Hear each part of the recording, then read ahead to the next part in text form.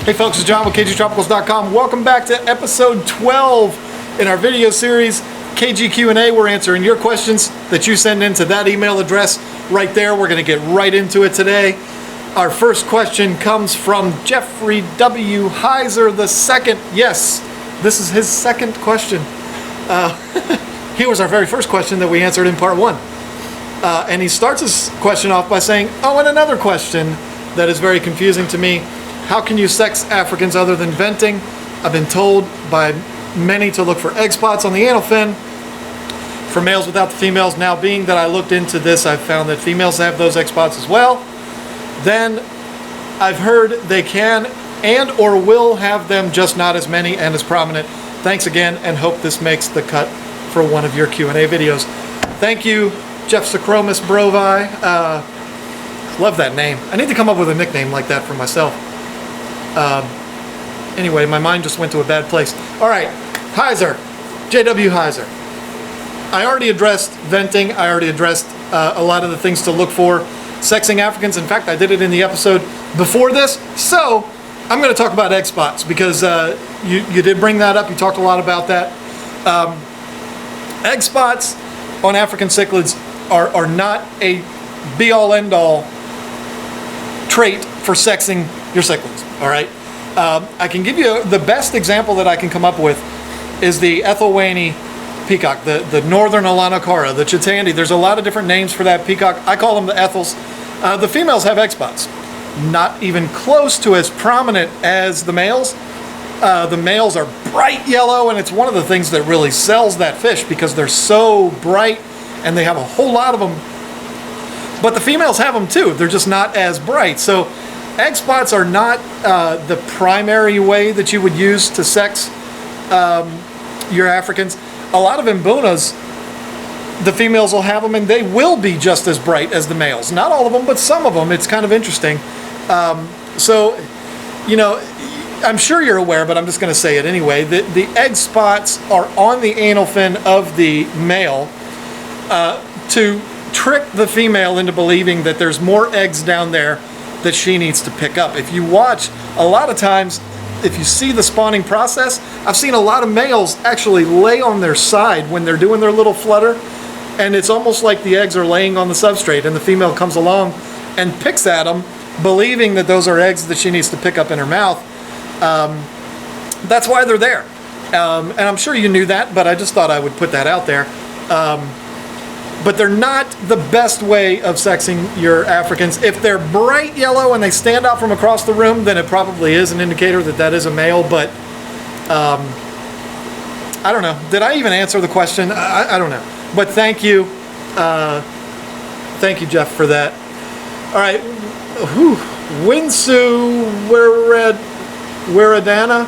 I'm sorry, brother. I'm trying here. I know this topic about aggression is very general, but my cichlids have been fighting until they're dying. Their body is badly injured, and some of them are dead. My tank is mixed. They're Frontosa, Pundamillas, Mbuna, and Hep. I don't think you finished the question here. All right, I guess you're asking, why is this happening, and what should you do about it?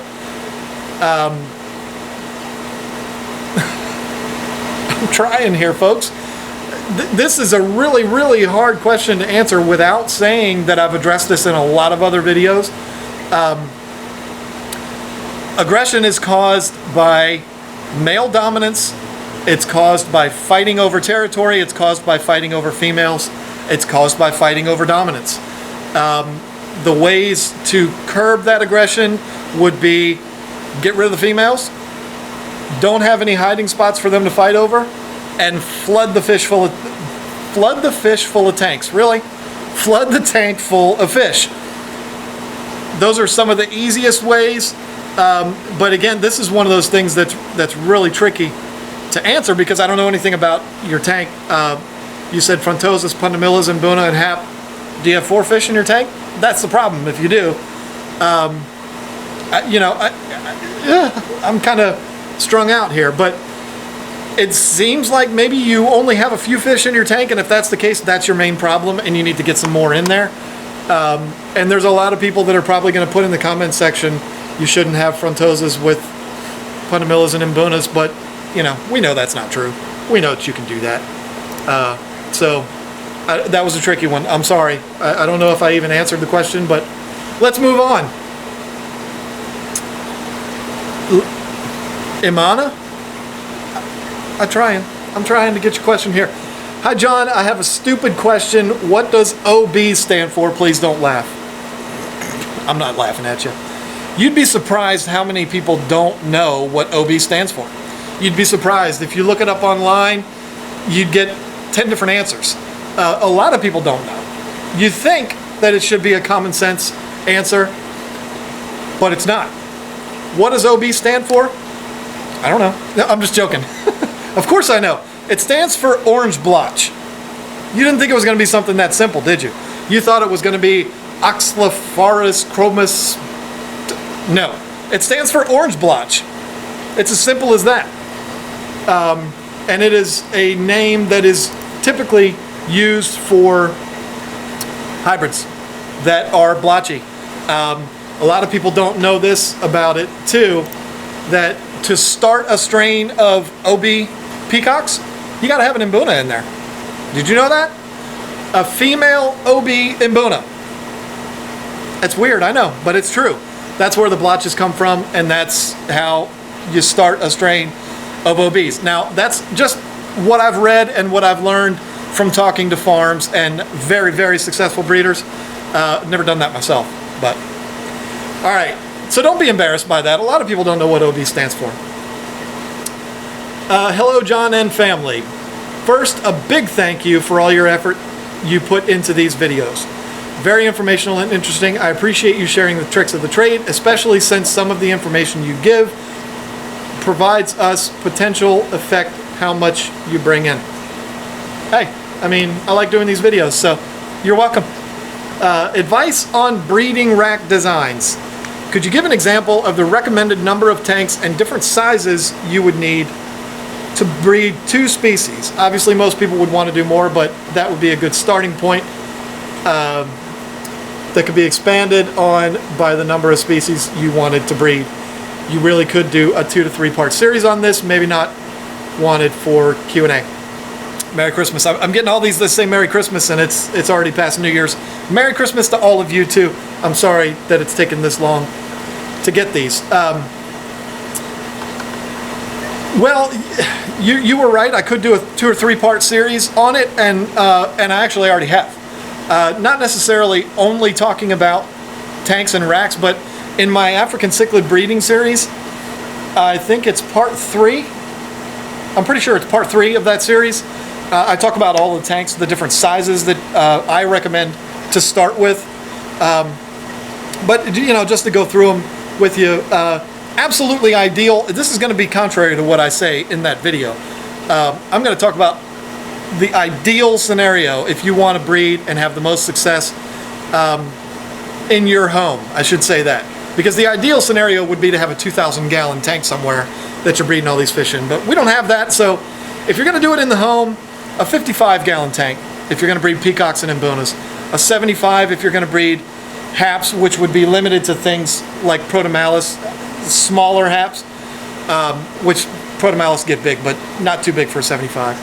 If you want to breed things like Dimitochromis, Nimbochromis, Champsochromis, then you're going to want to go with something bigger like 125 or something like that. But if you want to start out small, something easy, you want to breed some peacocks or imbunas, put them in a 55-gallon tank and have that be your primary breeding tank. And then you're going to need tanks to raise the fry as well as grow the fry out. You cannot grow these fry to 3 inches in a 10-gallon tank. It's not going to happen. You can have them for the first couple of months when they're fry in a 10-gallon tank, but then you do need to graduate them up into a grow out tank. And if you're doing this for fun, it's not a problem. But if you're doing this because you want to make money, then one of the things that you really need to think about is a large tank for growing your fish out in. If you're trying to raise fish in a 20-gallon tank, they're going to get to be about 2 inches, and then they're going to start killing each other off. So you might want to have something really big to grow them out in. I hope that answers your question. I mean, if you want to breed 2 to 3 or 2 species, get a couple of 55s. How about this? Get 4 55s and 8 10-gallon tanks. That'll be fun. What you would have is you'd have 4 fry tanks for each strain. You would have a 55-gallon grow out tank for each strain, and you would have a 55-gallon breeder tank for each strain. You could have a lot of fun with that. If you pick up the newspaper and you see the Petco's doing their sale, $1 a gallon, go buy all your tanks that way, save a lot of money. That would be a good way to start if you can afford it. And you can have a lot of fun, and you never know, it might grow into something where you've got a fish store and you're shipping fish all over the country and you're coming in on New Year's Day to do videos answering people's questions. You never know. All right, last one. From Austin, I have 2 questions. Great job with the storing videos. Question number 1, what is the sump? How do you set one up? Can the heater for a 240-gallon tank be hidden out of sight in the sump? What do you think of keeping blue Jack Dempsey's with African cichlids? I read 4 questions. I'm giving you a hard time, Austin. I know people that have kept electric blues with Africans, but don't do it. I have to be very generic. I have to kind of follow the rule book on a lot of these videos because I do have a business. I don't want people calling me saying, I put electric blues with Bucanotos, and all of a sudden they all got eaten. I don't want all that. So I'm just, with a lot of these questions, I am going to go by what the rule book says. Don't mix them. Jack Dempsey's, they want the complete opposite water parameter from what African cichlids do. I know people have done it before. I've done it before, a Jack Dempsey with African cichlids. They tend to do okay, but just don't do it. Electric blues are too pretty. Let them have their own tank. Be safe. What is a sump? A sump is a tank. It doesn't have to be an aquarium, but it's a tank that is 100% of the time, 90% of the time, I don't know, almost everybody that has a sump puts them underneath their primary aquarium, and the sump is used as a filter. Well, that's what most people use them for. It could be used as just a place to conceal heaters, a place for more beneficial bacteria. People use them as refugiums, where they actually grow live plants in there, and they have mud beds and everything. You know, it's a really good way of keeping nitrates down, but we're not talking about refugiums. You asked me what a sump is. It's an under the tank filtration unit. Most people that build DIY sumps use aquariums for that. If you look behind me, you see a 55-gallon tank. You got to look real close. Underneath the 240, that's our sump. We use it for extra filtration, and we also use it to house our heaters. If we do need to put medication in there, we put medication in the sump. I don't know why. It's just cool to do it that way. If we need to put buffers in there, which we don't anymore, but if we needed to, we would put them in there. And so that answers your question. Yes, you can. That answers your 4th question. Yes, you can put your heaters in there. I don't know if I really answered your question very good or not, but it's a big filter under the tank, and some people use them as refugiums. I'm not going to explain anymore what refugium are. Look it up. Sumps really started in the saltwater hobby. Most of your saltwater tanks are going to have sumps. I mean, I hope I made sense of that, but that's what a sump is. Again, we're at 14 minutes, so I got to cut this one off. I want to thank everybody that sent in questions, and I think I might have time to get one more video in today. We're doing a bunch of them today. This is fun. Thank you guys so much for watching, and we'll see you on the next episode.